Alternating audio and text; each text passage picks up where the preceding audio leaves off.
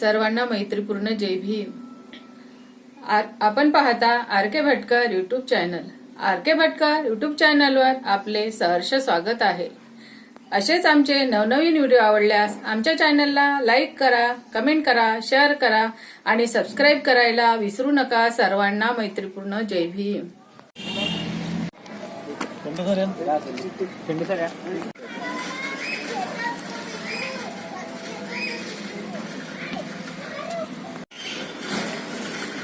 राष्ट्रसंत गाडगे बाबा की जय। राष्ट्रसंत गाडगे बाबा की जय। राष्ट्रसंत गाडगे बाबा की जय।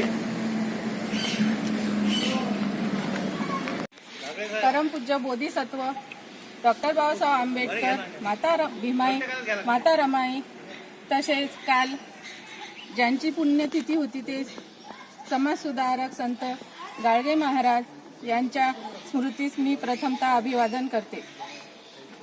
तसेच भारतीय बौद्ध महासभा जिल्हा अध्यक्ष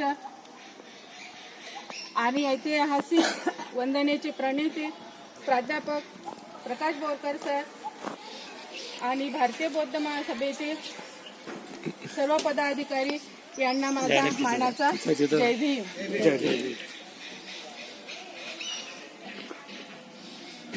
आज भारतीय बौद्ध महासभा यांच्या वतीने होणारी 367वी वंदना ही संघर्ष महिला मंडळ तसेच भारतीय बौद्ध महासभा महिला शाखा यांच्या वतीने अलंकार पार्क व जनक रेसिडेन्सी येथे संपन्न होत आहे। त्यानिमित्ताने आपण एकत्रित जमलेलो आहोत। तत्पूर्वी आपण आदर्शांचे पूजन करूया।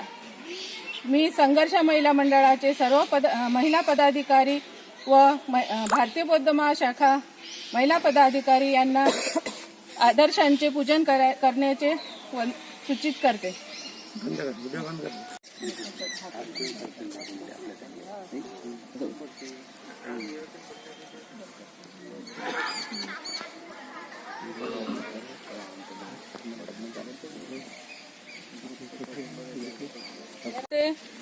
अळकणी काका व मोहोळ काका यांनी तथागत गौतम बुद्ध यांच्या प्रतिमेला हार अर्पण करावा अशी मी त्यांना विनंती करते।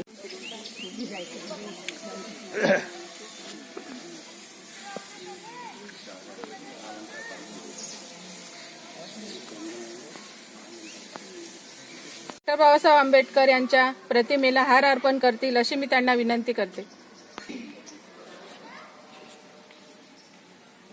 डॉक्टर बाबासाहेब आंबेडकर के जय। विश्वरत्न डॉक्टर बाबासाहेब आंबेडकर के जय। विश्वरत्न परमपूज्य डॉक्टर बाबासाहेब आंबेडकर के जय। तथागत गौतम बुद्ध के जय। तथागत गौतम बुद्ध। बनसोड साहेब हे संत गाडगे महाराज यांच्या प्रतिमेला हार अर्पण करतील अशी मी त्यांना विनंती करते। राष्ट्रसंत गाडगे बाबा के जय। राष्ट्रसंत गाडगे बाबा के जय। राष्ट्रसंत गाडगे बाबा के जय।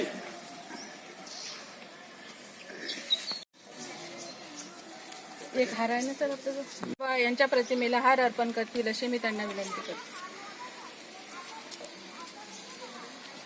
वैराग्य मूर्ति संत गाडगे बाबा के जय। वैराग्य मूर्ति संत गाडगे बाबा की जय। वैराग्य मूर्ति संत गाडगे बाबा की जय।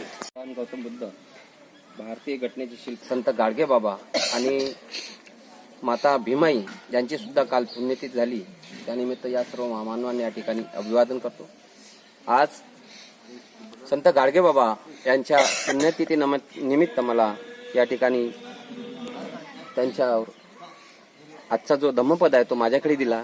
या कार्यक्रमाला उपस्थित आजच्या कार्यक्रमाचे सन्माननीय अध्यक्ष आदरणीय प्रकाशजी बोरकर सर, तसेच या भागाचे आमचे लाडके नगरसेवक आदरणीय प्रकाशजी बनसोड सर, तसेच SSD प्रमुख दाड सर, राहुलजी शेंडे सर, नयनजी मुंडे सर, उपस्थित सर्व भारतीय बौद्ध महासभेचे सर्व जिल्हा पदाधिकारी, सर्व बडनेरा शहराचे सर्व पदाधिकारी, महिला पदाधिकारी आणि उपस्थित या भागाचे सर्व महिला उपासक उद्धार करते करोडो शोषित समाजाचे उद्धार करते व स्त्री हक्काचे कैवारी अशा बोधिसत्व राष्ट्र निर्माते बाबासाहेबांचा जन्म देणाऱ्या भीमाईस पुण्यतिथीनिमित्त विनम्र अभिवादन. गाडगे बाबा पुन्हा होणे शक्य नाही. संत गाडगे बाबांचा एकुलता एक मुलगा जेव्हा वारला तेव्हा गाडगे बाबांच्या डोळ्यातून एकही अश्रूचा थेंब सुद्धा आला नाही. यावर गाडगे बाबा म्हणतात, असे किती गेले कोट्याने का रडू एकासाठी, असे किती गेले कोट्याने का रडू एकासाठी. पण 6 डिसेंबर 1956 रोजी बाबासाहेबांचे महापरिनिर्वाण झाले तेव्हा गाडगे बाबा सतत 14 दिवस रडत राहिले आणि 15व्या दिवशी म्हणजे 20 डिसेंबर 1956 रोजी त्यांचे महापरिनिर्वाण झाले. अशा या संत गाडगे बाबास विनम्र अभिवादन. गाडगे बाबा म्हणत होते, डेंगूजी झिंगराजी जानोरकर, ज्यांना सामान्यतः संत गाडगे महाराज आणि गाडगे बाबा म्हणून ओळखले जात होते. हे एक समाज सुधारक, कीर्तनकार आणि संत होते, ज्यांनी महाराष्ट्रात सामाजिक विकासाला चालना देण्यासाठी साप्ताहिक उत्सव आयोजित केले. त्यांनी त्यावेळी भारतीय ग्रामीण भागात खूप सुधारणा केल्या आणि आजही अनेक राजकीय पक्ष आणि सामाजिक संस्था त्यांच्या कार्यातून प्रेरणा घेत आहेत. त्यांचा प्रारंभिक जीवन असा आहे. संत गाडगेबाबा यांचा जन्म अमरावती जिल्ह्यातील दर्यापूर तालुक्याच्या शेंडगाव येथे 23 फेब्रुवारी 1876 रोजी झाला. संत गाडगेबाबा महाराजांचे पूर्ण नाव डेबूजी झिंगराजी जानोरकर व तर त्यांच्या वडिलांचे नाव झिंगराजी राणोजी जानोरकर आणि आईचे नाव सखुबाई झिंगराजी जानोरकर असे होते. 1892 साली त्यांचे लग्न झाले. कमलापूर तरोडा तालुका दर्यापूर जिल्हा अमरावती येथे धनाजी खंडाळकर यांची कन्या गुंताबाई यांच्याशी डेबूचा विवाह पार पडला. त्यांच्या मुलीच्या बारशांच्या दिवशी त्यांनी रूढीप्रमाणे दारू व मटणांच्या जेवणाऐवजी गोडाधोडाचे जेवण दिले होते व त्या काळातील परंपरेला दिलेला छेद होता. गावात कोणाचे काही अडले नडले कोठेही काम करायचे असले की गाडगे महाराज स्वतःहून ते पुढे येत होते.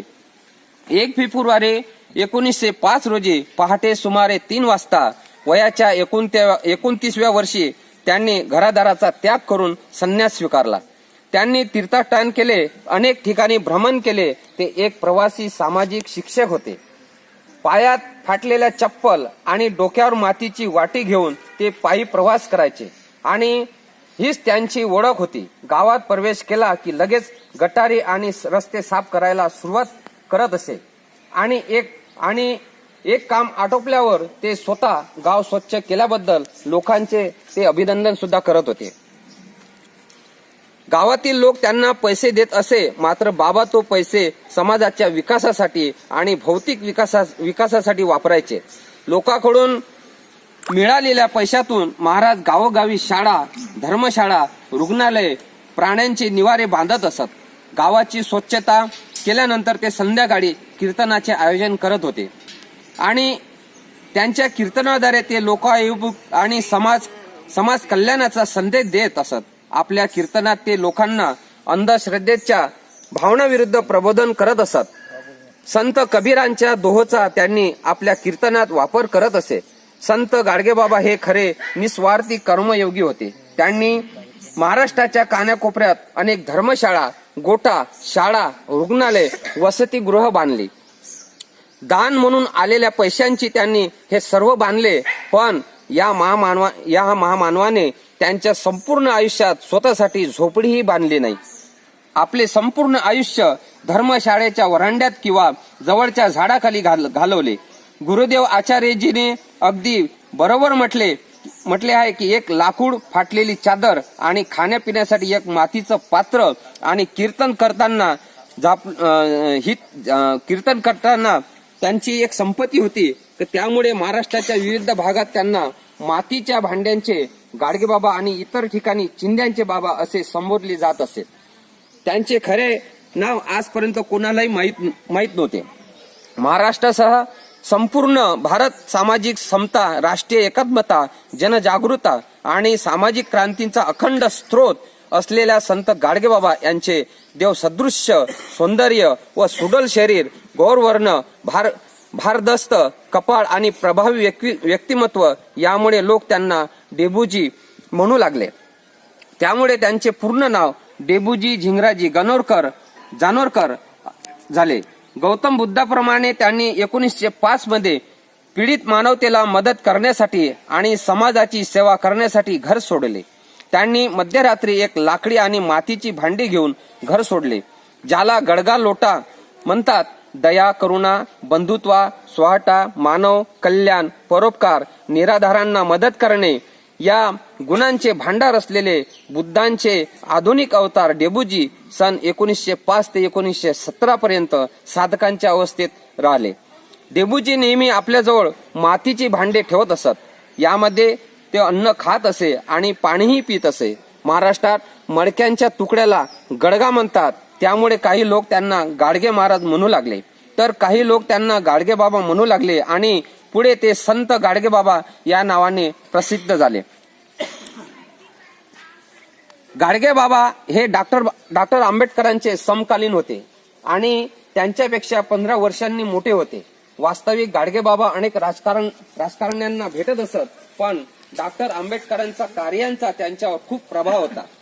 याचे कारण समाज सुधारण्याचे जे कार्य ते आपल्या कीर्तनाच्या माध्यमातून जनतेला उपदेश करत असत, तेच काम डॉक्टर आंबेडकर राजकारणातून करत होते. गाडगे बाबांच्या कार्यामुळेच डॉक्टर आंबेडकर तथाकथित ऋषी संतांपासून दूर राहून गाडगे बाबांचा आदर करत असत.